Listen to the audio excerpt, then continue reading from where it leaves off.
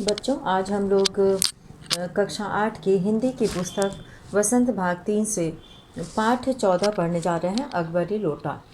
और अकबरी लोटा एक लोटे के माध्यम से किस तरह से पैसे की समस्या का समाधान होता है, ये हम लोग देखेंगे।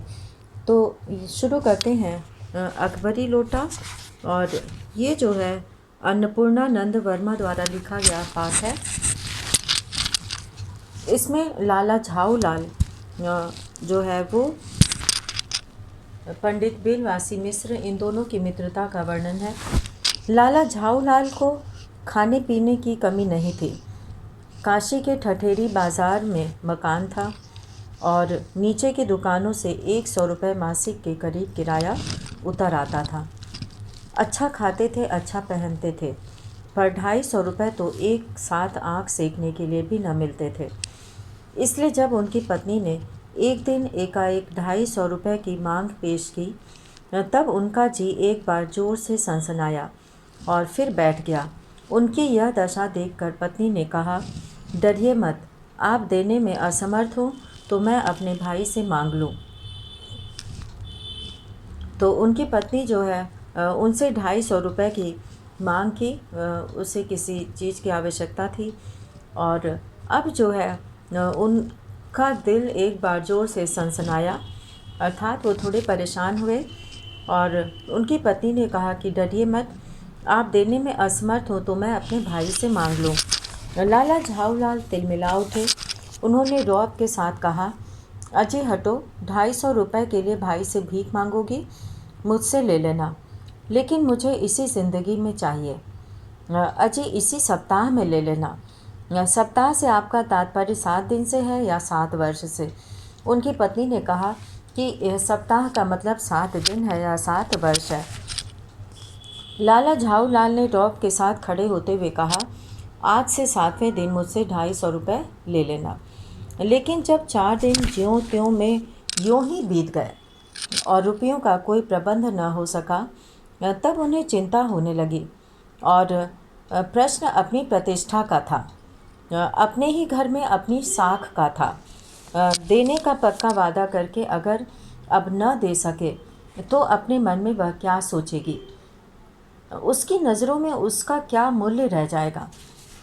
अपनी वाहवाही की सैकड़ों गाथाएं सुना चुके थे।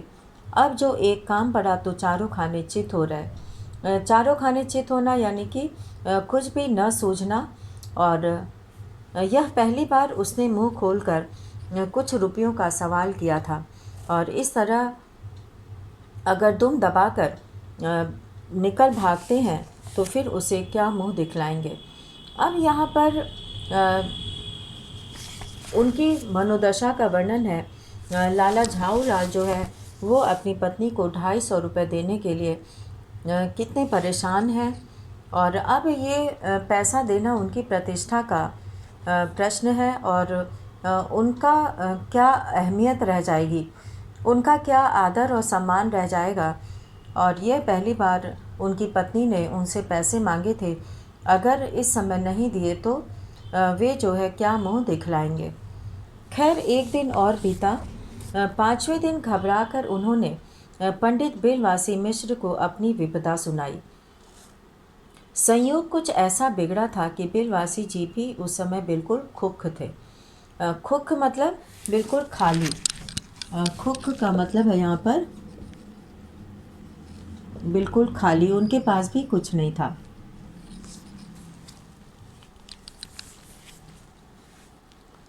बिल्कुल उन्होंने कहा कि मेरे पास है तो नहीं, पर मैं कहीं से मांग जांच कर लाने की कोशिश करूंगा, और अगर मिल गया तो कल शाम को तुमसे मकान पर मिलूंगा।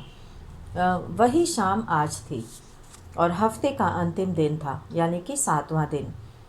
कल 250 रुपये या तो हफ्ते का अंतिम दिन था।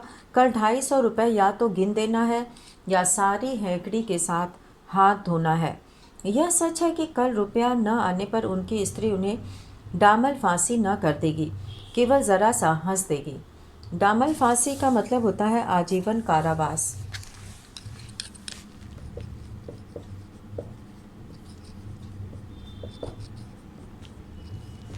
आजीवन कारावास।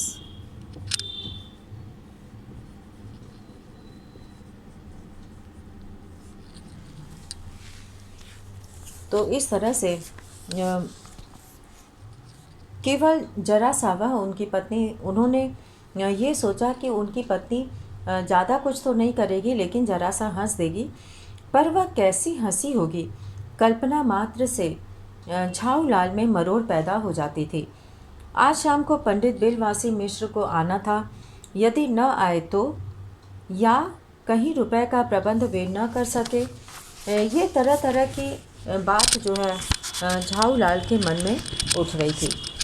इसी उधेड़ बुन में पड़े लाला झाऊलाल छत पर टहल रहे थे और कुछ प्यास मालूम हुई। उन्होंने नौकर को आवाज़ दी। नौकर नहीं था, खुद उनकी पत्नी पानी लेकर आई। वह पानी तो ज़रूर लाई, पर गिलास लाना भूल गई थी। केवल लोटे में पानी लिए वह प्रकट हुई। फिर लोटा भी संयोग से वह जो अपनी बेढंगी सूरत के कारण लाला झाऊलाल को सदा से नापसंद था तो नया, 1-2 साल का ही बना, पर कुछ ऐसी गढ़न थी उसकी कि उसका बाप डमरू और माँ चीलम रही हो, ऐसा लगता था। लाला ने लोटा ले लिया, बोले कुछ नहीं। अपनी पत्नी का अदब मानते थे, अदब मतलब आदर मानते थे, मानना ही चाहिए, इसी को सभ्यता कहते हैं। और जो पति अपनी पत्नी का न हुआ, वह पति कैसा। फिर उन्होंने यह भी सोचा कि लोटे में पानी दे, तब भी गनीमत है। अभी अगर चूँ कर देता हूँ तो बाल्टी में भोजन मिलेगा, और तब क्या करना बाकी रह जाएगा। लाला अपना गुस्सा पीकर पानी पीने लगे, यानी कि लाला जो है वो गुस्सा पीकर पानी पीने लगे। वो अपने गुस्से को अंदर ही अंदर दबा लिए, और उस समय वे छत की मुंडेर के पास ही खड़े थे। छत के आसपास की जगह को मुंडेर कहते हैं। मुंडेर छत के आसपास की जगह।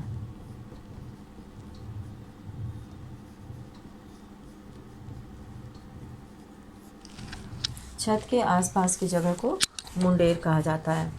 तो वह अपने छत के मुंडेर पर के पास ही खड़े थे, और जिन बुजुर्गों ने पानी पीने के संबंध में यह नियम बनाए थे कि खड़े खड़े पानी न पियो, सोते समय पानी न पियो, दौड़ने के बाद पानी न पियो, उन्होंने पता नहीं कभी यह भी नियम बनाया या नहीं कि छत की मुंडेर के पास खड़े होकर पानी न पियो।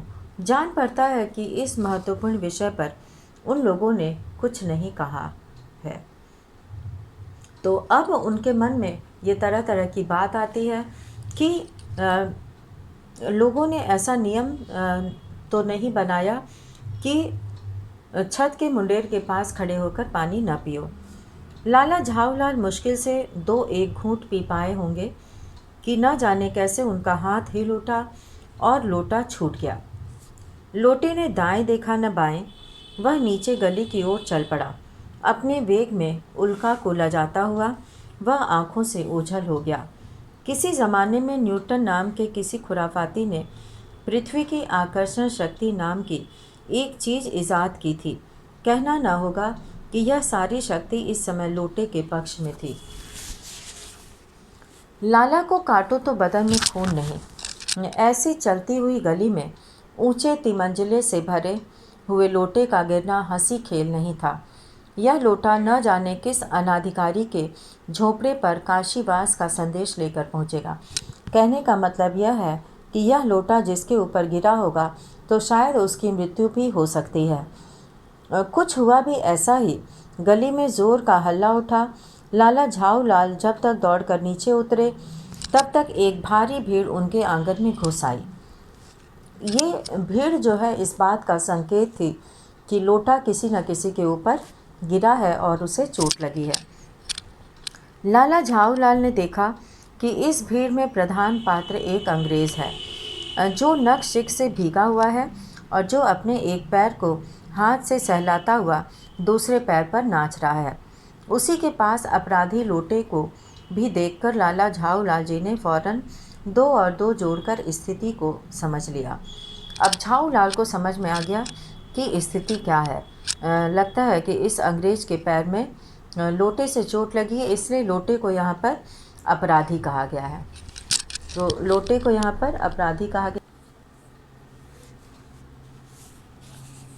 झाऊ लाल जी ने फौरन दो और दो जोड़कर स्थिति को समझ लिया। ये कहने का मतलब है कि उन्हें अब ये समझ में आ गया कि लोटे की वजह से उस अंग्रेज को चोट लगी है, जो अपने एक पैर को सहलाता हुआ दूसरे पैर पर वो नाच रहा है। कहने का मतलब ये है कि जिस पैर में चोट लगी है उसे वो उठाया है और दूसरे पैर पर वो खड़ा है। गिरने के पूर्व लोटा एक दुकान के साइबान से टकराया। साइबान कहते हैं जो दुकान के आगे पर्दे जैसा लोग लगाए रहते हैं, जिससे कि धूल मिट्टी न आए और जो है वो साफ़ सुथरा रहे। तो इस तरह से यहाँ पर साइबान जो है उसी को कहा गया है। और उस दुकान पर खड़े उस अंग्रेज को उसने सांगो पांग स्नान कराया और फिर उसी के बूट पर आ गिरा। तो सांगो पांग स्नान कराना यानी पूरी तरह से सांगो पांग,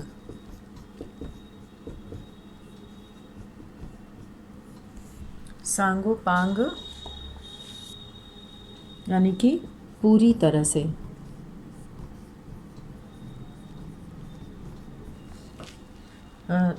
ऊपर से नीचे,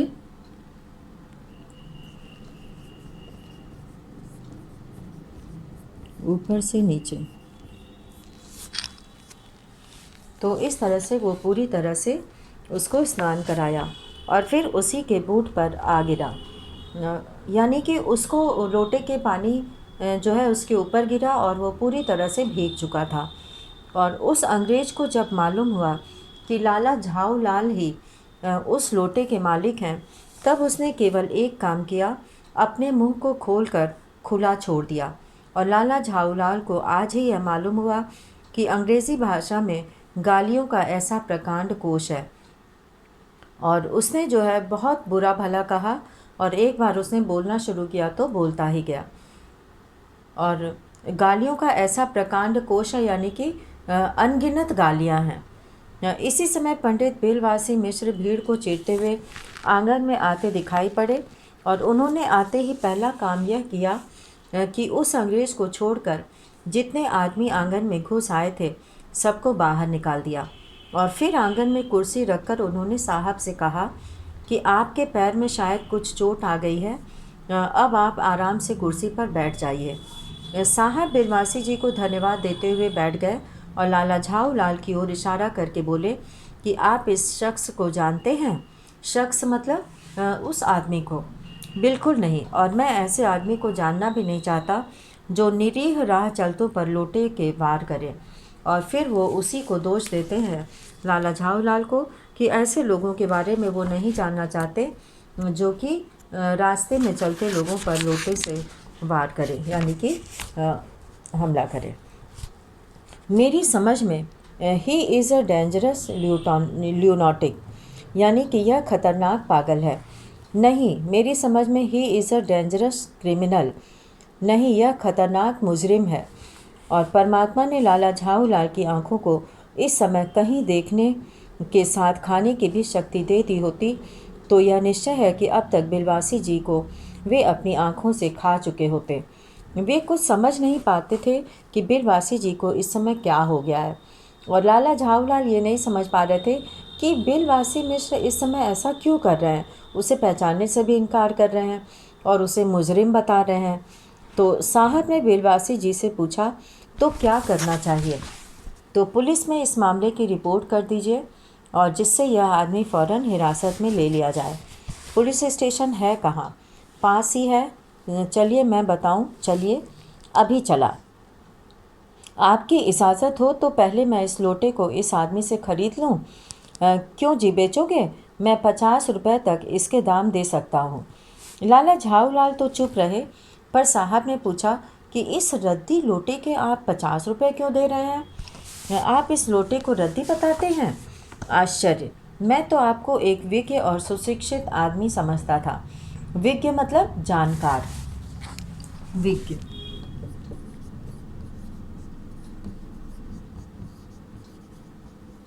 विज्ञ का अर्थ है जानकार।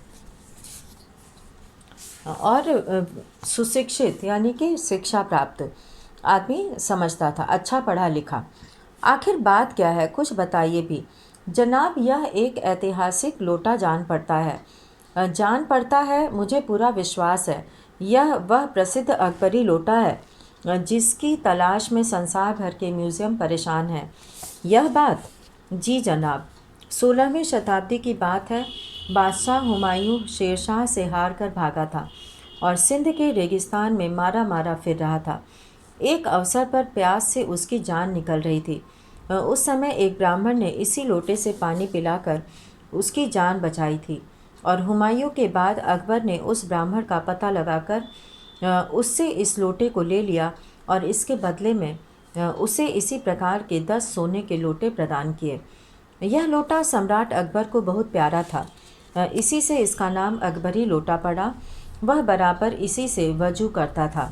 सन 57 तक इसके शाही घराने में होने का पता है, पर इसके बाद लापता हो गया। कलकत्ता के म्यूज़ियम में इसका प्लास्टर का मॉडल रखा हुआ है। पता नहीं यह लोटा इस आदमी के पास कैसे आया। म्यूज़ियम वालों को पता चले तो फैंसी दाम देकर खरीद ले जाएं। फैंसी दाम मतलब कि मुँह मांगा दाम देकर खरीद ले जाएं। और इस विवरण को सुनते सुनते साहब की आंखों पर लोभ और आश्चर्य का ऐसा प्रभाव पड़ा कि वे कौड़ी के आकार से बढ़कर पकौड़ी के आकार की हो गईं। और उसने बिलवासी जी से पूछा, तो आप इस लोटे का क्या करिएगा? मुझे पुरानी और ऐतिहासिक चीज़ों के संग्रह का शौक़ है। मुझे भी पुरानी और ऐतिहासिक चीज़ों के संग्रह का शौक़ है। जिस समय यह लोटा मेरे ऊपर गिरा था उस समय मैं यही कर रहा था। मैं उस दुकान से पीतल की कुछ पुरानी मूर्तियाँ खरीद रहा था। जो कुछ हो लोटा मैं ही खरीदूँगा। वाह, आप कैसे खरीदेंगे? मैं खरीदूँगा, यह मेरा हक है। हक है? ज़रूर हक है। यह बताइए कि उस लोटे के पानी से आपने स्नान किया या मैंने? आपने। वह आपके पैरों पर गिरा या मेरे? आपके। अंगूठा उसने आपका भुरता किया या मेरा? आपका। इसलिए उसे खरीदने का हक मेरा है। यह सब बकवास है। दाम लगाइए, जो अधिक दे वह ले जाए। यही सही। आप इसका 50 रुपया लगा रहे थे, मैं 100 देता हूँ। मैं 150 देता हूँ। मैं 200 देता हूँ। अजी मैं 250 देता हूँ। यह कहकर बिलवासी जी ने 250 के नोट लाला झाऊ लाल के आगे फेंक दिए। साहब को भी ताव आ गया। उसने कहा, आप 250 देते हैं तो मैं 500 देता हूँ, अब चलिए। बिलवासी जी अफसोस के साथ अपने रुपए उठाने लगे, मानो अपनी आशाओं की लाश उठा रहे हों। साहब की ओर देख कर उन्होंने कहा, लोटा आपका हुआ, ले जाइए, मेरे पास 250 से अधिक नहीं है। यह सुनना था कि साहब के चेहरे पर प्रसन्नता की कूंची गिर गई। उसने झपट कर लोटा लिया और बोला, अब मैं हंसता हुआ अपने देश लौटूंगा। मेजर डगलस की डींग सुनते सुनते मेरे कान पक गए थे। मेजर डगलस कौन है? मेजर डगलस मेरे पड़ोसी हैं। पुरानी चीज़ों के संग्रह करने में मेरी उनकी होड़ रहती है और गत वर्ष वे हिंदुस्तान आए थे और यहाँ से जहांगीरी अंडा ले गए थे। जहांगीरी अंडा? हाँ, जहांगीरी अंडा। मेजर डगलस ने समझ रखा था कि हिंदुस्तान से वे ही अच्छी चीज़ें ले सकते हैं। पर जहांगीरी अंडा है क्या? आप जानते होंगे कि एक कबूतर ने नूरजहाँ से जहांगीर का प्रेम कराया था और जहांगीर के पूछने पर कि मेरा एक कबूतर तुमने कैसे उड़ जाने दिया, नूरजहाँ ने उसके दूसरे कबूतर को उड़ाकर बताया था कि ऐसे। उसके इस भोलेपन पर जहांगीर दिलोजान से निछावर हो गया और उसी क्षण से उसने अपने को नूरजहाँ के हाथ कर दिया। कबूतर का यह एहसान वह नहीं भूला। उसके एक अंडे को बड़े जतन से रख छोड़ा। एक बिल्लोर की हांडी में वह उसके सामने टंगा रहता था। बाद में वही अंडा जहांगीरी अंडा के नाम से प्रसिद्ध हुआ। उसी को मेजर डगलस ने पारसाल दिल्ली में एक मुसलमान सज्जन से 300 रुपये में खरीदा। यह बात? हाँ, पर मेरे आगे दून की नहीं ले सकते। मेरा अकबरी लोटा उनके जहांगीरी अंडे से भी एक पुश्त पुराना है। इस रिश्ते से तो आपका लोटा उस अंडे का बाप हुआ। साहब ने लाला झाऊ लाल को 500 रुपये देकर अपनी राह ली। लाला झाऊ लाल का चेहरा इस समय देखते बनता था। जान पड़ता था कि मुंह पर 6 दिन की बढ़ी हुई दाढ़ी का एक एक बाल मारे प्रसन्नता के लहरा रहा था। उन्होंने पूछा, बिलवासी जी मेरे लिए 250 रुपया घर लेकर आए, पर आपके पास तो थे नहीं। इस भेद को मेरे सिवाय मेरा ईश्वर ही जानता है। आप उसी से पूछ लीजिए, मैं नहीं बताऊंगा। पर आप चले कहाँ? अभी मुझे आपसे काम है 2 घंटे तक। 2 घंटे तक? हाँ, और क्या। अभी मैं आपकी पीठ ठोकर शाबाशी दूंगा, 1 घंटा इसमें लगेगा, फिर गले लगाकर धन्यवाद दूंगा और 1 घंटा इसमें भी लग जाएगा। अच्छा, पहले 500 रुपये गिनकर सहेज लीजिए। और रुपया अगर अपना हो तो उसे सहेजना एक ऐसा सुखद मनमोहक कार्य है कि मनुष्य उस समय सहज में ही तन्मयता प्राप्त कर लेता है। लाला झाऊलाल ने अपना कार्य समाप्त करके ऊपर देखा, फिर बिलवासी जी इस बीच अंतर्धान हो गए। उस दिन रात्रि में बिलवासी जी को देर तक नींद नहीं आई। वे चादर लपेटे चारपाई पर पड़े रहे। 1 बजे वे उठे। धीरे, बहुत धीरे से अपनी सोई हुई पत्नी के गले से उन्होंने सोने की वह सिकड़ी निकाली जिसमें एक ताली बंधी हुई थी, और फिर उसके कमरे में जाकर उन्होंने उस ताली से संदूक खोला। उसमें 250 के नोट ज्यों के त्यों रख कर उन्होंने उसे बंद कर दिया। फिर दबे पांव लौटकर ताली को उन्होंने पूर्ववत अपनी पत्नी के गले में डाल दिया। इसके बाद उन्होंने हंसकर अंगड़ाई ली। दूसरे दिन सुबह 8 बजे तक चैन की नींद सोए। तो इस प्रकार अकबरी लोटा जो है, एक साधारण लोटा अकबरी लोटा कहलाया। तो इसी के साथ आज का वीडियो यहीं समाप्त करते हैं। धन्यवाद।